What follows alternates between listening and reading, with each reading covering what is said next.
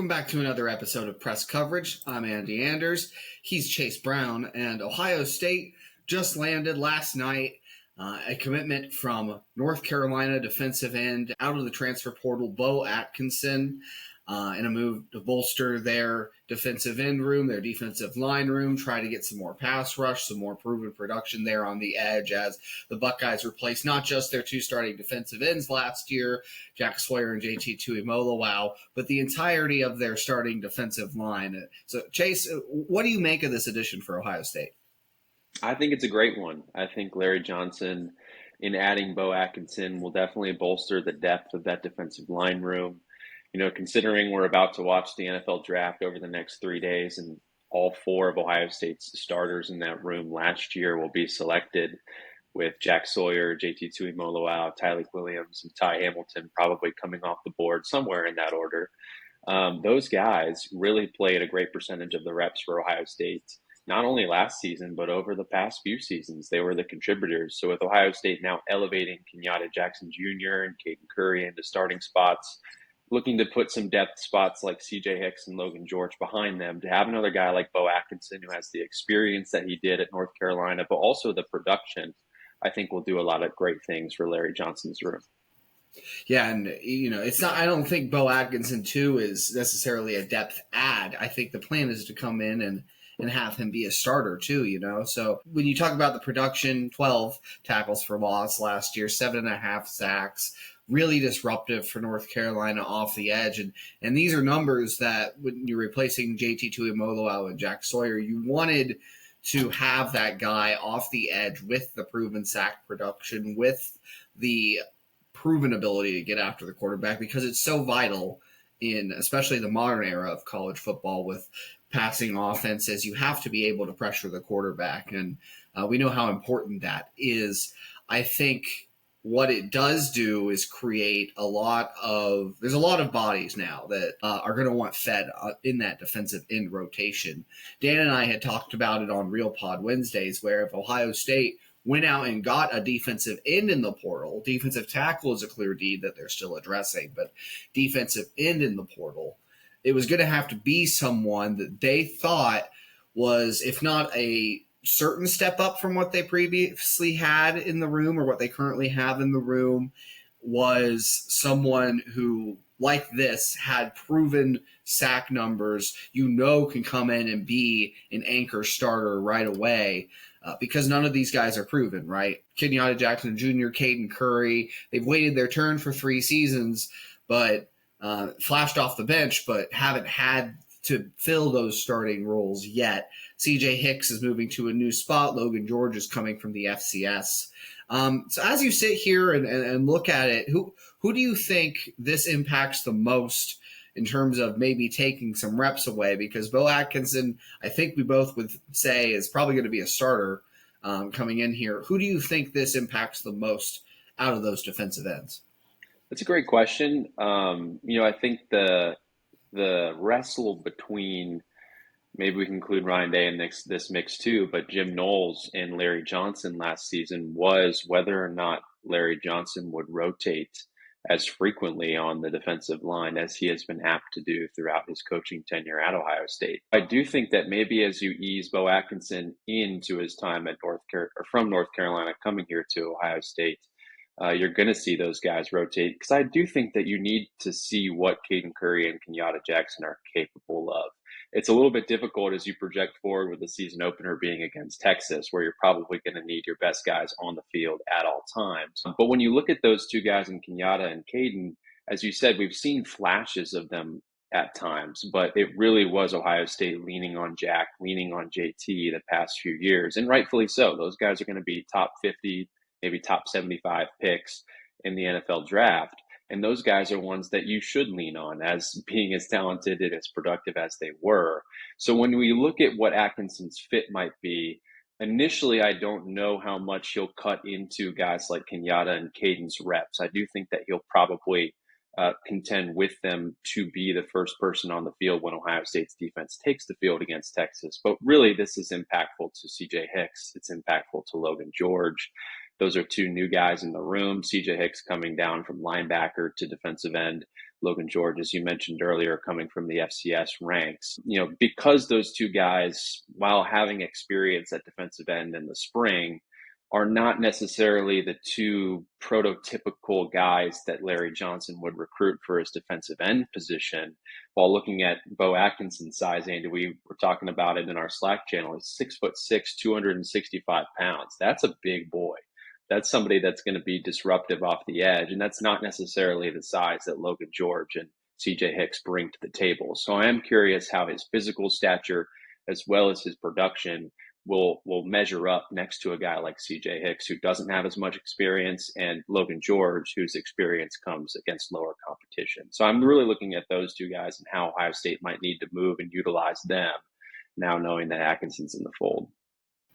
Right. And you look at defensive ends historically, especially in four-man fronts, 4-2-5, 4-3 defenses. Historically, they've been kind of in that 265, 275 range, but it's leaned lighter, I think, in recent times because of the need for elite pass rushers and that being the emphasis at the position. It's nice to have a bigger body on the edge to set the edge, do some of the things in run defense that a defensive end has to do that Jack and JT were frankly elite at last year.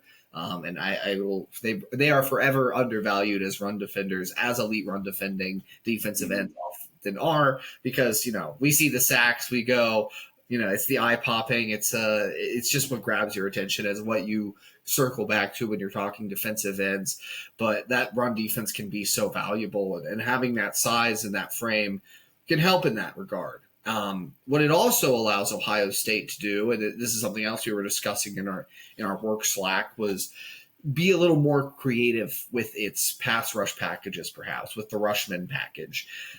It already had some tools to do that when you talk about having CJ Hicks now and maybe standing him up on the end and bumping someone else inside, maybe putting multiple defensive ends on the field at a time. This allows you to do even more in that if you want four guys with their hand in the dirt, you can put Beau Atkinson, Kenyatta Jackson Jr. at defensive ends and slide Caden Curry down to the 3-tech for the Rushman package. You can do a lot of things with this, and that rotation, that depth is ultimately going to help everyone stay fresher, assuming everyone sticks around. There might be some decisions to make, but for now, you look at this and it's a nice boon, I think, to what Ohio State has at defensive end, and now they need to go out and get some more depth at defensive tackle. Right, and I think, as you mentioned, the ways that Matt Patricia can be creative with this front, I think, will be something to look out for throughout fall practice, throughout preseason camp. I know as we should probably call it since it's in August, but the ways that they can manipulate the front to maybe, I do agree, they need to go get defensive tackle depth. They need to get people who can play behind Caden McDonald and Edric Houston. Is there a world, Andy, though, where, adding somebody like Beau Atkinson because of his size allows Matt Patricia to use a three-man front, where you have Caden McDonald operating in this nose tackle spot. You have two defensive ends around him. Maybe you have CJ Hicks standing up off on one edge. Maybe you have Kenyatta Jackson standing off on one edge with four linebackers as they kind of explore those sorts of things. I know this was something, again, that Larry Johnson and Jim Knowles bickered about for years, but is the jack position returning? We've talked about how Joshua Mickens has shrunk down his weight over the past few years. He's only at around 230, 240 pounds, which is somebody that's going to be moving pretty athletically off the edge if he can get in that stand-up spot. So I do think that an addition like this, it doesn't completely fill the need that you have for that defensive tackle depth, but it does alleviate some of the concerns that I may have, albeit pretty small, moving of the arrow and the needle toward the positive direction.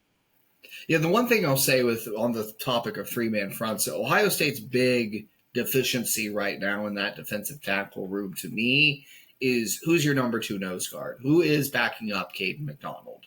I really can't tell you right now. They played Jason Moore at the one technique in the spring game. And again, listeners of Real Pod Wednesdays have heard me talk about this, where Jason Moore is definitely not the body type you want in that spot. And also we saw how badly the second defensive line, the second defensive tackle group was getting blown off the ball.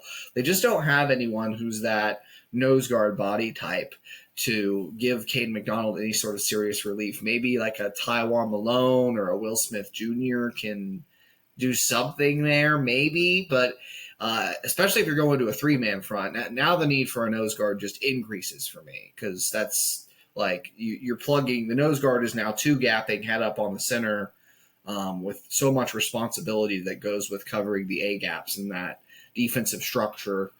And to me, it would not alleviate any concern of mine about what the Buckeyes have at defensive tackle if they switch to a three-man front with two defensive ends.